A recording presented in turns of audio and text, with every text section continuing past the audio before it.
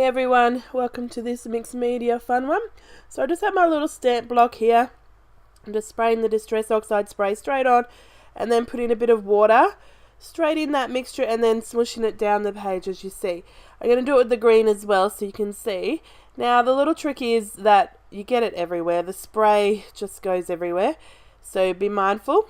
And when you spray the water on, don't mix the water around too much because then it gives you that different tone in the colour that goes onto the page. Because the Distress Oxide colours are reactive to water, it changes up that tone. So you can see when it dries, and that's why I use the heat gun to dry it so that I could get those different tones and those pools of colour that was deeper in certain sections and things like that. So you can have a little play with it because it's quite fun. And I just found using the stamp pad is much more controlled than using a piece of plastic. So if you wanted this little strip-like look, then obviously the stamp pad is fun. So I've got my paint on there. I've dried it up so I could keep the colours. I'm opening my album to find out what photo I want to scrap, and that was quite easy. Normally I have to flip through it and work it all out. I'm just going to flick a little bit of water on there as well and leave it for a minute or two and then dry it up so that it gives it a few more different tone splatters on there, so you can see it pulls up the colour. And just be careful that you don't mix up your colours as you're drying them. And then there is where my photo is going to sit. So I'm going to move that to the side. It's completely dry, which is unusual when I do mixed media. I normally let it air dry or don't even wait for that, but because I wanted those colours and I didn't want the water to run and the mixture to blend as it was drying, I made sure I used the heat gun to dry it. So I'm going to get set on adding my title and my layers behind my photo.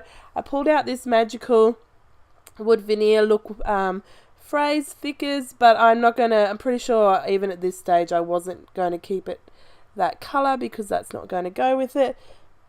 Now I'm going to pull out some scraps in the green, the blue, that yellowy orangey kind of tone. So I'm not going to bring, I think I bring black and white, black and white in, but I don't bring any of the pink or into this layout.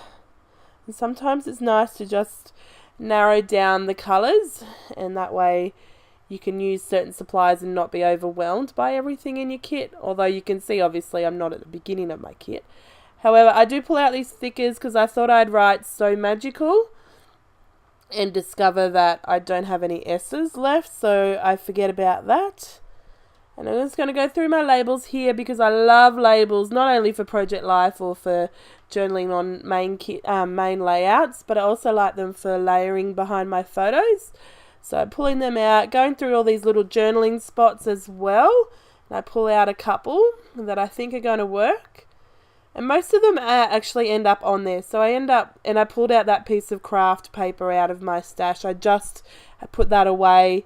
Well, I use it in inverted commas because it wasn't really away. It was just on the shelf where all my paper is. My textural paper, not my pattern paper. So it was easy to grab, and because I just did it, I remembered that I had it, and I thought that would be a nice...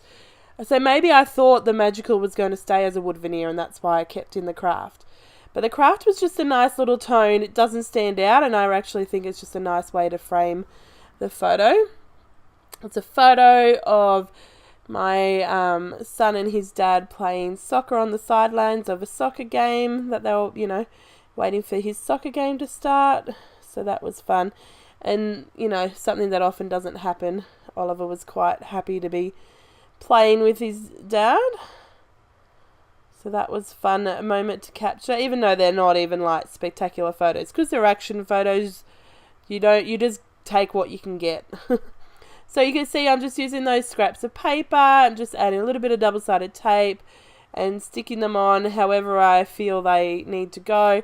I'm not doing full mats because obviously, one, they're not even big enough, but two, that's not my style often anyway. I do like to have a little bit on the left, then the right, then, 3 sides, 2 sides, that kind of thing. So I have kept it in because it's experimental kind of layering, and I love the way it turned out, and I thought you guys might be interested to see it. So, just really, there's not much to tell you, I guess, because if you want to copy the layering, you need to pay attention to what I'm doing. I can't really explain every step.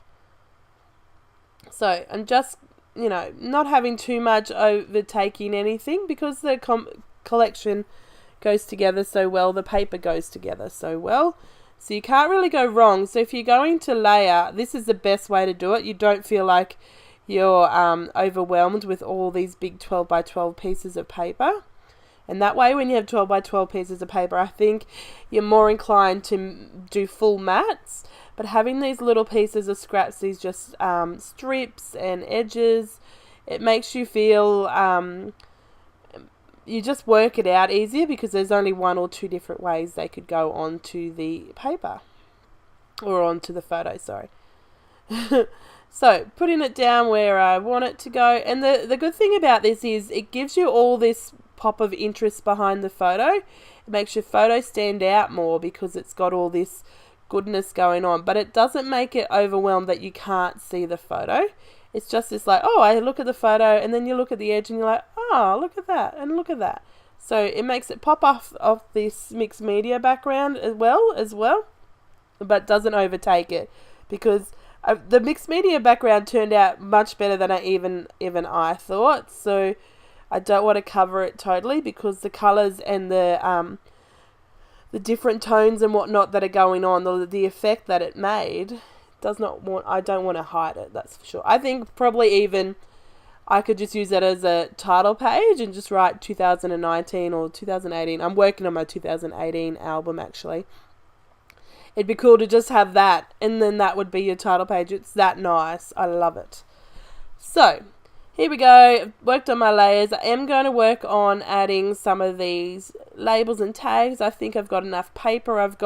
Don't want to double up too much on any of the papers. In fact, I don't know if I even did it all. I did keep a paper bag in there, if you've seen me put that. That's where the exclusives come from. Now, I'm going to add this tag that has details on it. I was thinking about using it as a journaling spot, but I couldn't make that shape fit onto the page. So instead, I'm just going to have the word details here, which I'm using the Distress Oxide and a paintbrush to paint. And then I smudge it a bit when I dry it. And then down the bottom, it has today's date and that little black strip. So that ties in really well. Now, my title, this is where I figure brown is not what it needs to be, so I get out my black paint pen, and this is just one from Big W, and it works so well. I'm just painting straight on there, and they dry so easily. It's not even a problem on these thickers at all. You don't have to gesso them or anything first. And I even did it with white the other day, and I didn't gesso it first either.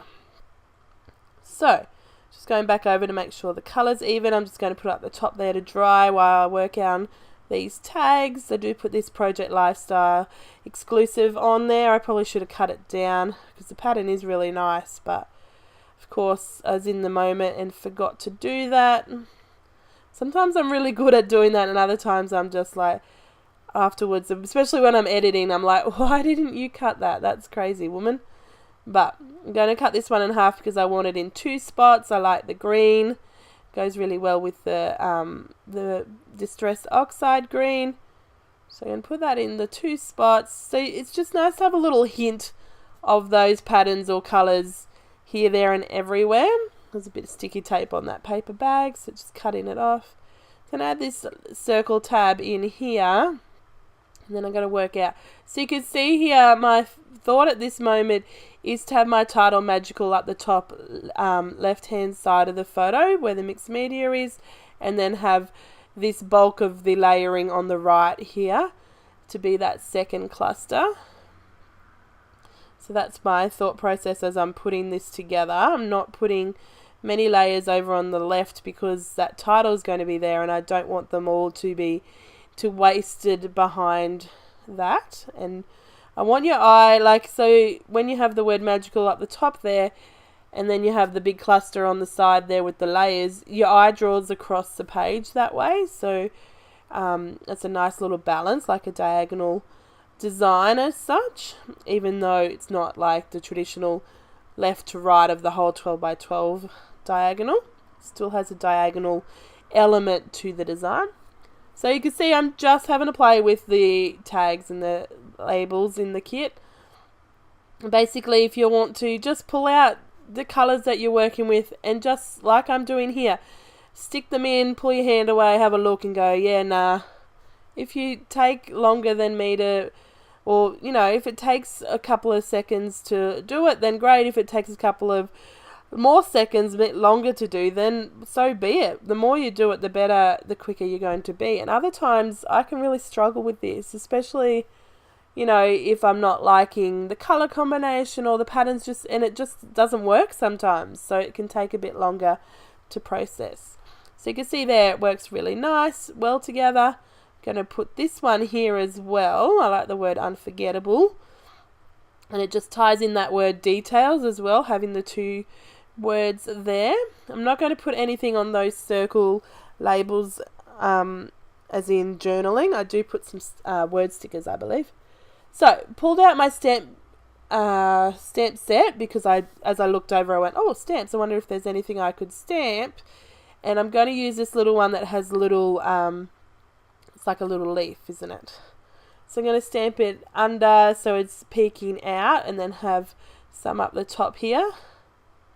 Same thing as Gail, peeking out but also fully out, and then one's going to go on top. So I do have to stamp that twice because obviously I'm stamping on different layers, and this one's going to be fully out of the photo layers. That just adds a bit of difference to that, the photo cluster. So adding a little bit more up there just so it is not evened out, but it's so that it's full, I guess. And this is how it's looking.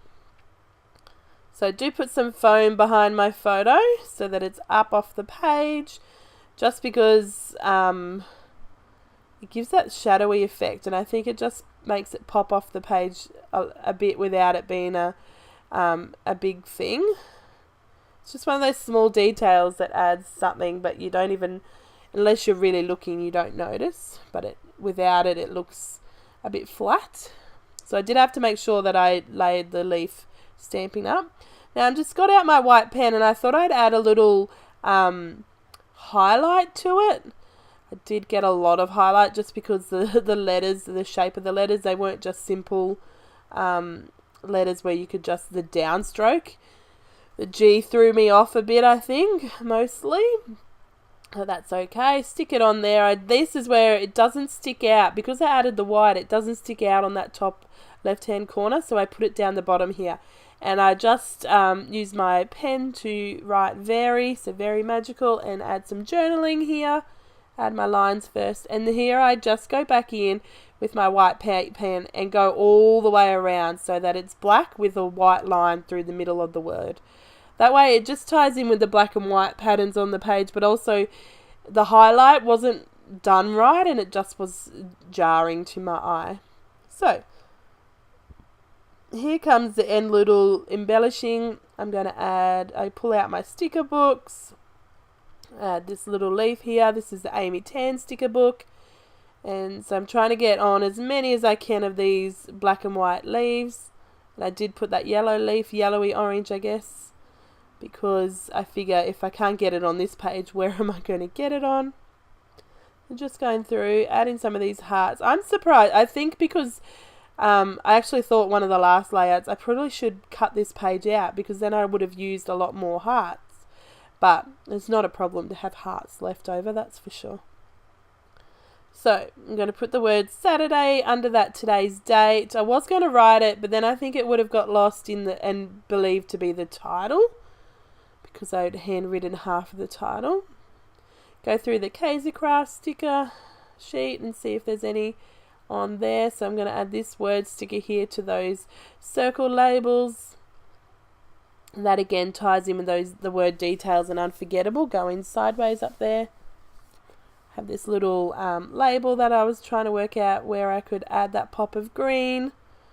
That's just going to go right there. So you can see, because these kits are just put together so well, not only do you get most of a collection, you can then get some goodies that match really well to it. So that Amy Tan book, I don't think I'd ever, if I was making, you know, if I'd brought this collection and was going through my stash and decided what I wanted to put with it, I'm pretty sure I wouldn't have picked Amy Tan sticker book, but it works so well. It amazes me every month when Steph puts a kit together and I'm like, oh, I never would have put those two together, but when I'm working with it, I'm like, it works so well. So hats off to you, Steph. So just going through, I've got my really useful box tray here on the side there, and I'm just going through the die cuts on the bottom there. Sorry, it's a little bit out of shot, but I've put some banner stickers at the top of that photo there on the left. It just needed something little there, just because that corner was quite squarish against the mixed media. So I added a couple of banner stickers and I pulled out an arrow. And I have pulled out a circle with a clock on it to, not a clock, sorry, a camera to work out what is going to go there. And I'm looking for a word because I figure it needs a word as well up there.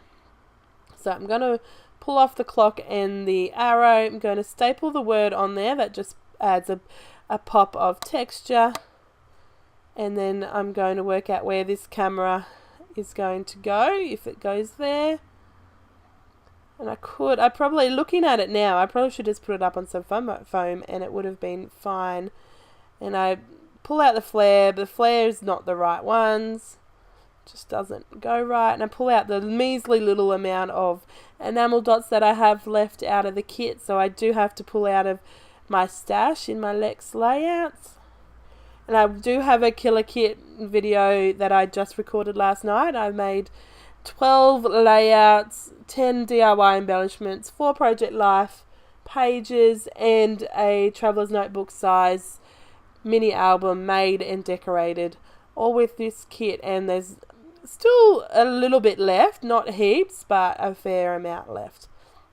So I've finished off all those little clusters, and I'm just using the nozzle of my orange Distress Oxide to border my page. It needed something just to designate the edge of the layout, and this is what I came up with. I often do it actually. I do it more like it's either this doodly border or paper border. Not often. I did one the other day that I didn't add a border to, and I was like, oh, that looks really nice. Maybe I should hold off on borders a bit every now and then. I don't think I could ever fully stop them. So I'm just using them, making it a bit thicker on some edges and making sure I wipe down my bench. The amount of times I had to wipe down my bench with this layout was crazy. So just going to add some more splatters just so that they are, it's not just in one central thing. It is covering the whole page as such, you know, like there is a good amount of white space and balance. I'm going to use the nozzle here to add some like enamel dots with the green here because I don't have any green enamel dots, and for some reason I didn't pull out of my stash. And then this is going to be the end. I just dry it just because I didn't want the orange edge to be super bright. I wanted some of that colour to come off before it dried that dark. Do a little smudge there, but it's okay. We get the gist. Anyway, here's the close-ups, and I shall catch you next.